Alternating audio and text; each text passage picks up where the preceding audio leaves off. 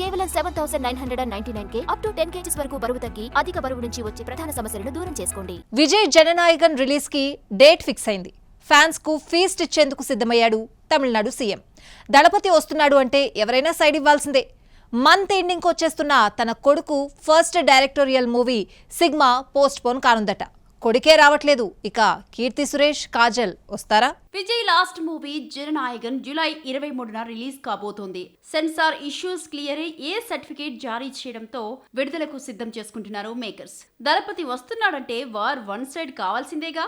అందుకే వారం గ్యాపుల్లో వస్తున్న కొడుకు Jason Sanjay first directorial film Sigma తప్పుకుంటుందని సమాచారం.